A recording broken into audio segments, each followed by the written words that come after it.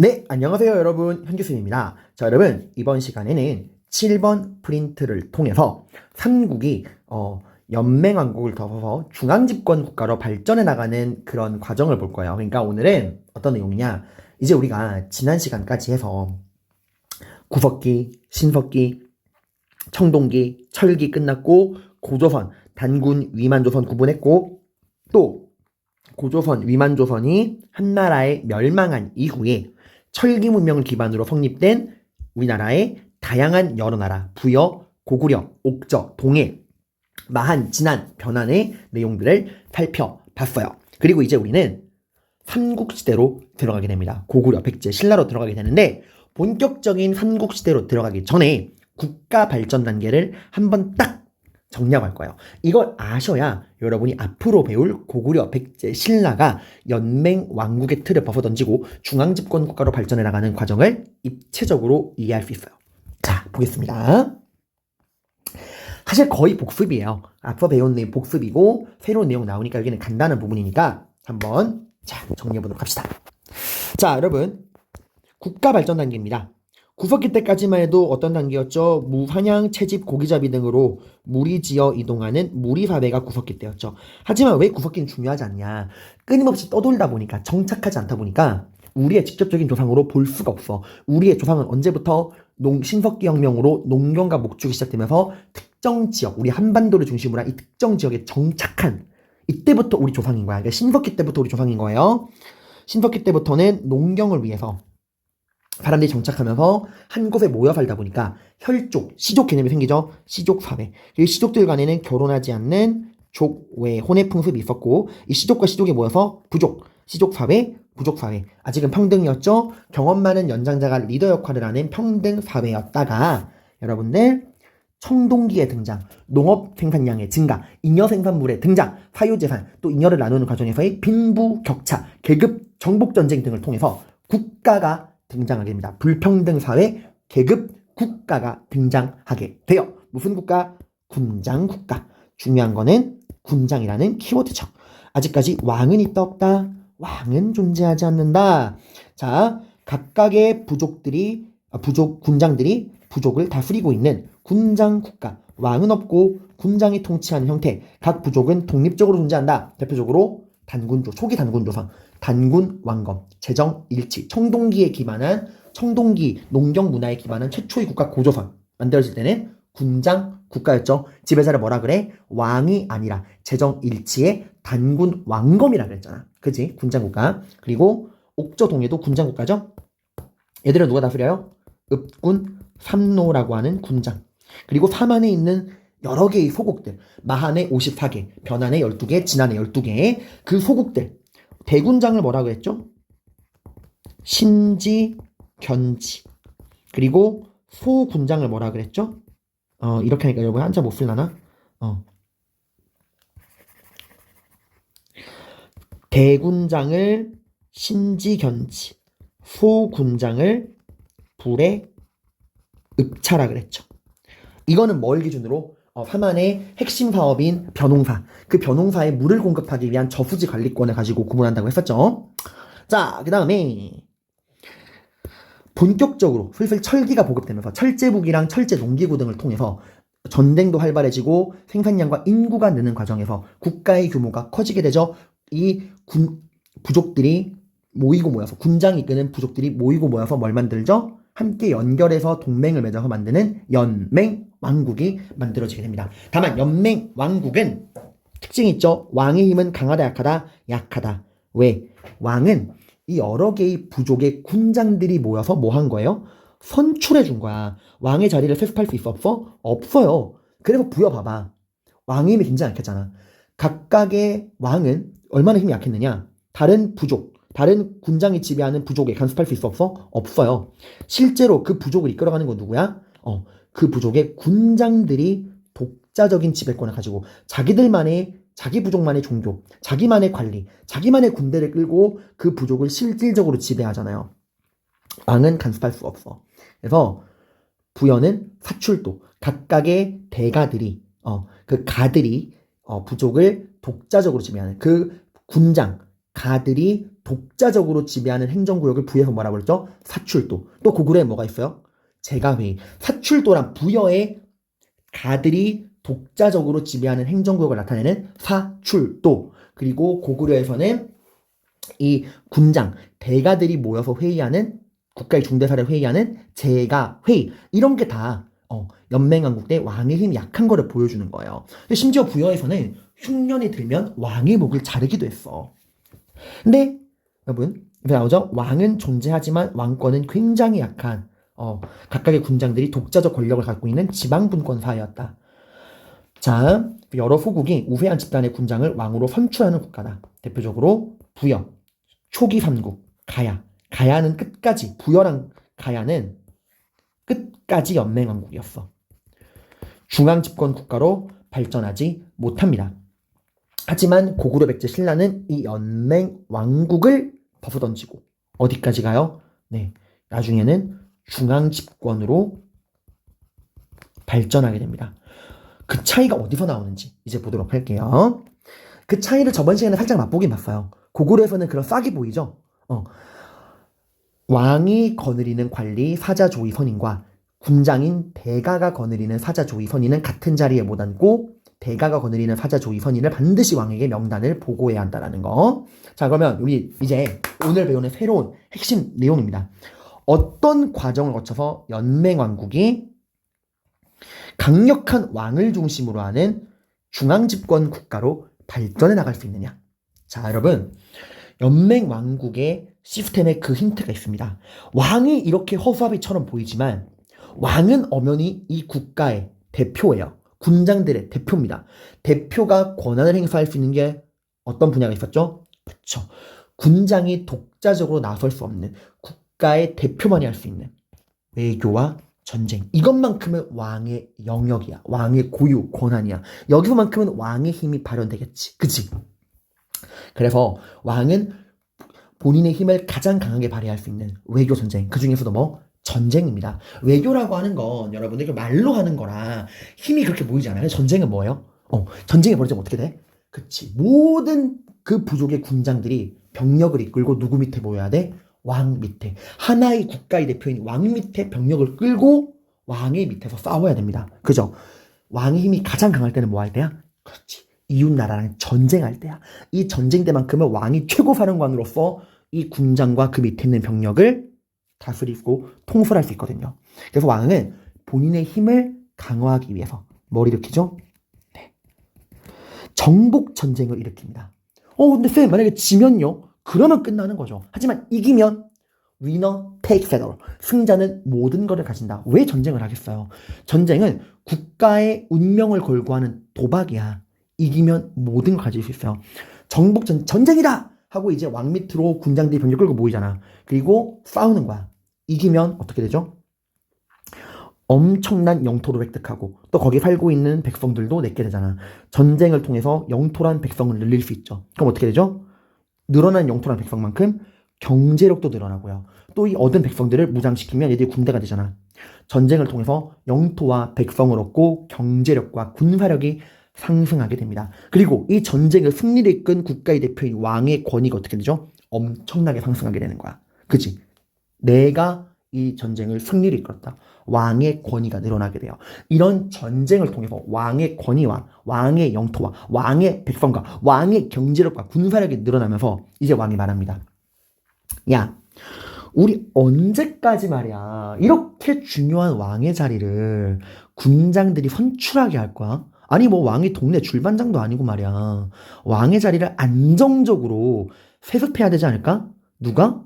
이 나라를 승리를 이끈 우리 집안에서 왕위를 수습해야지 하고 이제 전쟁으로 힘을 기른 왕들이 왕위를 세습하게 되는 거야. 이제부터 왕은 부족들이 돌아가면서 하지 않는다. 오직 우리 부족에서만, 우리 집안에서만 왕위를 독점적으로 세습한다 라고 딱 선언합니다. 그러니까 초기 왕위 세습은 형제 상속이에요. 여러분이 왕위 세습이라 그러면 다 그 아빠가 아들 물려주는 거 생각하는데 초기에는 그 정도까지 못 가. 왜? 왕이 죽었는데 그 아들이 나이가 어리면, 왕의 아들이 띨띨하면, 그러면 주변 부족에서 또 치고 들어올 거 아니야. 왜 니네 부족이 다 해? 넘겨줘! 이럴 거 아니야. 그러니까 이때는 제일 목표가 뭐야? 우리 집안에서 왕위를 안정적으로 세습하는 게 목적인 거야. 그러니까 아직 어리고 검증되지 않은 아들이 아니라 능력 있는 형제들에게 왕위를 물려주는 거야. 일단 우리 집안에서 왕위를 독점하는 게 우선이니까. 초기 왕위 세습은 형제 상속이에요. 근데 시간이 지날수록 왕은 어떤 생각을 하게 될까? 어느 정도 형제 상속을 통해서 이제 우리 집안에서 왕위를 세습하는 게 어느 정도 안정화가 됐어. 그럼 어떤 생각을 할까? 여러분은 동생에게 왕위를 물려주고 싶어요? 여러분은 아들에게 물려주고 싶어요? 당연히 자기 아들이죠. 그래서 왕권이 어느 정도 안정기에 접어들면은 이 형제 상속에서 자식에게 물려주는 부자 상속으로, 또 더 나아가서는 아들 중에서도, 처음에는 아들 중에서도 능력 있는 아들에게 물려줘. 왜? 형제들이 역습할지 모르니까. 근데 이것도 안정기에 접어들잖아? 그럼 누구에게 물려줘요? 아들 중에서도 장자 상속. 점점점 이게 넘어가는 거예요. 자, 그리고 이렇게 왕위 세습을 통해서 왕권을 안정적으로 확보한 다음에는 이제 말합니다. 야, 우리가 한 나라인데 말이야. 야, 이거 봐봐. 이거 문제 아니야? 아니, 뭔 놈의 나라가, 부족들마다 다 독자적인 종교, 독자적인 관리, 독자적인 군대를 가지고 있어. 여러분, 이거 뭔 말인지 알아요? 각 부족에 독자적인 지배권이 있다는 건, 봐봐. 모든 국가에 통일된 법이라는 게 존재한다는 걸까요? 아닙니다. 국가에 통일된 법이 존재하지 않으니까 이렇게 부족들마다 자기들 좋은 대로 움직이는 거야. 생각해봐. 부여, 마가, 구가, 우가, 저가. 그 명칭 어디서 나와요? 각 부족이 섬기는 신의 이름이야. 말부족, 소부족, 개부족, 돼지부족. 종교 다 달라, 관리 다 달라, 군대 다 달라. 국가의 통일된 법과 행정체계가 존재하지 않는 거야. 그러니까 왕이 말하는 거야. 더 이상 이렇게 둘 수 있다 없다? 없다. 이제부터 모든 부족을 하나로 아우르는 모든 국가에 통일적으로 적용되는 통일된 법, 전국적으로 적용되는 통일된 법을 만들겠다라고 선언을 합니다. 그게 바로 뭐냐? 율령이에요. 근데 지금 이 법을 누가 만들어서 누가 반포하죠? 왕이 만들어서 왕이 반포하죠. 그죠? 즉 왕의 말이고 법이고, 그 왕의 말이고 법이고, 그 법은 전국에 똑같이 일괄적으로 적용된다 라고 하는 거예요. 자, 그 과정에서 여러분들 이제 지방 군장들에게 말합니다. 야, 군장들 선택해. 죽을래? 아니면 무릎 꿇을래?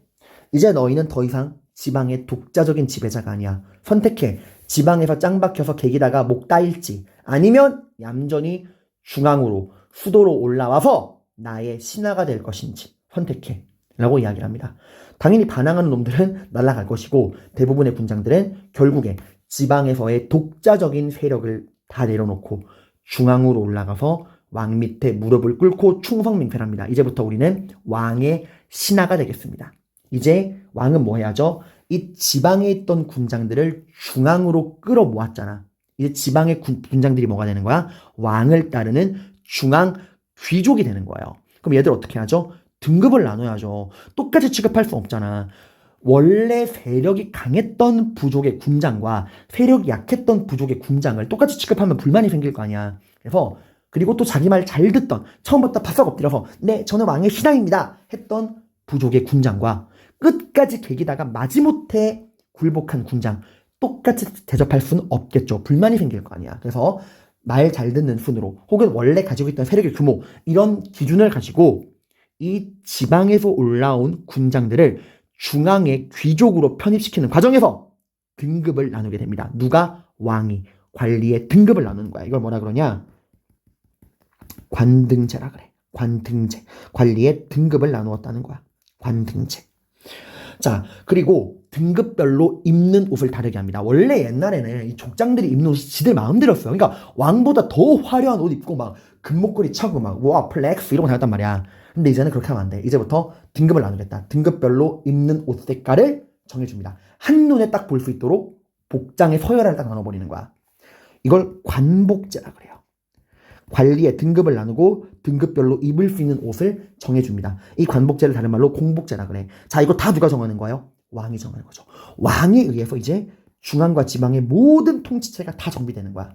그리고 또 귀족의 등급만 나누는 게 아닙니다. 백성들도 이 신분제 안에 포함을 시켜야 될 거 아니야. 그래서 모든 신분을 아우르는 차별적인 신분 제도를 법제화를 해요. 물론 그 과정에서 골품제처럼 지배층을 대상으로 더 세분화시키는 신분제도 나오기는 해요. 여러분, 아무튼 이제 율령을 통해서 전국에 통일된 법을 만들고요. 이제 지방에 있던 군장들을 중앙의 왕의 신하인 중앙 귀족으로 편입시키는 과정에서 관리의 등급을 나누고 관리들의 복색을 나눕니다. 그리고 중앙과 지방을 일원적으로 통치하고요. 그 과정에서 국가를 차별적인 신분제라는 틀 안에 왕, 귀족, 백성, 노비 이런 식으로 신분제도를 정비하고 또 이렇게 지배층을 대상으로 하는 골품제도 나오기도 해요. 이건 신라에서 자세히 공부할 겁니다.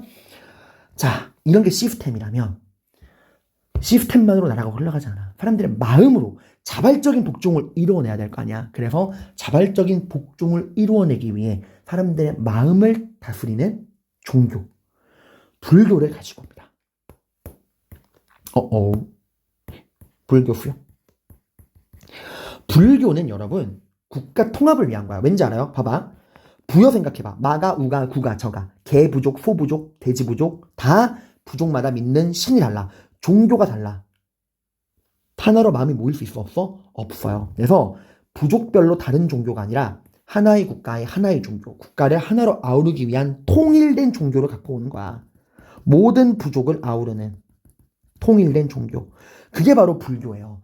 이 하나의 종교를 통해서 국가가 하나로 뭉칠 수 있는 거야. 그래서 불교는 처음에 누가 수용하냐? 왕이 수용합니다. 지방에 있는 군장과 귀족들은 좋아했을까? 네, 아니에요. 처음에는 왕이 적극적으로 국가 통합을 위해 불교를 가져오려고 그랬고요. 지방에 있는 군장들은 불교 수용에 반대했어. 왜? 자기들만의 부족의 토착 종교가 사라지는 거잖아. 나는 말신을 섬기는데 우리는 개신, 우린 돼지신. 근데 불교는 뭐야? 저 외래 종교 아니야. 싫어. 했어요. 처음에는 왕이 수용하려고 했고 군장 귀족들은 반대했습니다. 왕은 왜 수용하려고 했냐? 이 불교에 왕즉불이란 논리가 있어. 불교에서 이제 섬기는 신이라고 말하기 좀 뭐하지만 신의 개념이 뭐죠? 부처, 석가모니잖아. 근데 불교에서는 왕이 곧 부처다 라고 하는 사상이 있어. 왕즉불, 왕이 곧 부처다. 왕이 신이래요. 얼마나 좋아. 왕이 적극적으로 수용해. 처음에 귀족들 반대하다가 근데 특이한 건 나중에 가면 귀족들이 더 좋아해요. 불교를. 왜? 처음에는 반대했지만 받아들이고 보니까 이거는 왕의 특권만을 보장하는 종교가 아니야. 귀족들의 특권도 보장해주는 시스템이 있는 거예요. 바로 업설과 윤회예요. 자, 업설이라는 건 뭐냐면 이 기본적인 이겁니다. 이게 불교의 기본적인 세계관은 윤회거든요. 우리의 삶은 돌고 돈다. 전생, 과거, 현생, 현재, 그리고 미래인 후생. 이게 이제 돌고 돈다는 게 우리의 인생인데 우리 삶은 계속 이렇게 윤회 연결고리에 있는데 너가 지금 백성인 이유가 백성인, 노비인 이유가 뭔지 알아? 그건 네가 현생에서 지금 너가 백성이나 노비 같은 피지배층인 이유는 네가 전생에 쌓아놓은 너의 업 그것 때문이야. 네가 전생에 나쁜 일을 많이 하면은 노비로 태어나는 거야. 그리고 뭐 적당히 그냥 저냥 좀 모자라게 살았으면은 백성이 되는 거야. 즉 너가 전생에 쌓아놓은 너의 업이 지금 너의 삶을 결정하는 거야.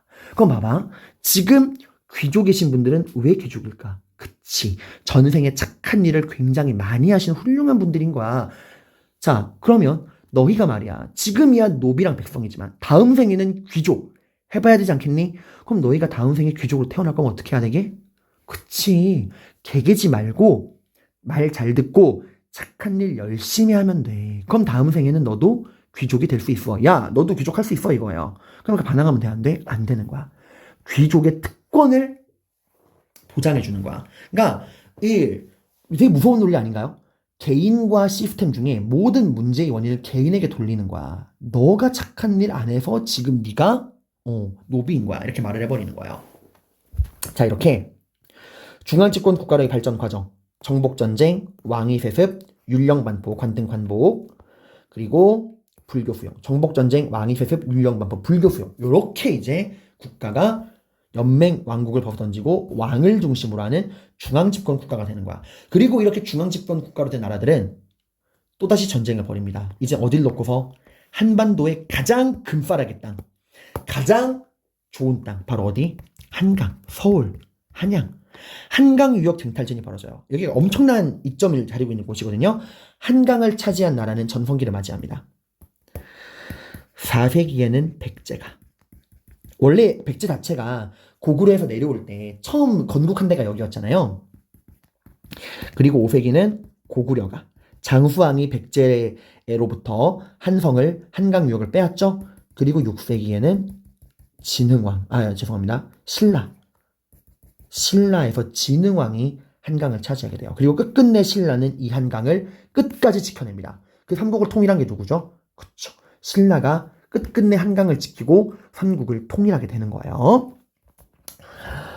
자, 그러면 이 중앙집권국가의 특징을 볼게요. 자, 여러분, 연맹 왕국 때만 해도 각 지방을 독자적인 권한으로 다스리던 족장, 지방의 군장들이 중앙집권 국가가 되면 어떻게 되죠? 예, 지방의 독자적인 권력을 내려놓고 이 지방에 있는 군장들이 어떻게 되는 거야? 그치. 중앙으로 올라와서 왕의 신하인 중앙 귀족이 됩니다. 그리고 이 족장회의, 흔히 뭐 이런 지방에서 족장들이 나라 일을 결정하는 회의 있잖아요. 이건 여전히 남아있어요. 이 지방에 있는 군장들, 족장들이 중앙에 올라와서 왕의 신하인 귀족이 되잖아. 얘들도 당연히 회의하겠죠. 이젠 귀족회의로 바뀌는 거야. 왕이 혼자 마음대로 하지 못합니다. 이 귀족회의를 통해서 귀족들과 논의하면서 나라를 이끌어가요. 이게 이제 고구려에서는 제가회의, 백제에선 정사함회의, 신라에서는 화백회의의 모습으로 보이는 거예요. 그러면서 왕권이 강화되는 모습들을 볼 수 있어. 이걸 성공한 게 고구려, 백제, 신라야. 부여, 가야는 이걸 실패했어요. 그래서 고구려, 백제, 신라만 연맹 왕국의 틀을 벗어던지고 중앙집권 국가로 발전할 수 있게 되는 거예요.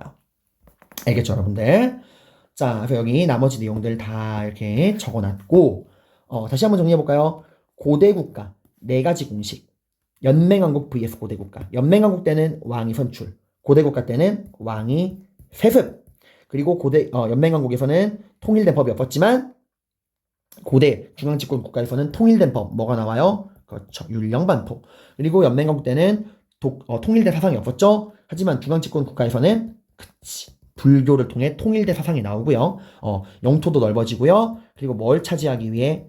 한강을 차지하기 위해 싸운다 라고 하는 거 보시고 빈칸 채우기도 한번 보시고 뒤에 선생님이 이 부분을 이해할 수 있는 탐구 자료들 다 실어놨으니까 제가 이 6종 교과서를 뒤져가면서 좋은 자료란 자료는 다 모아놓은 거예요.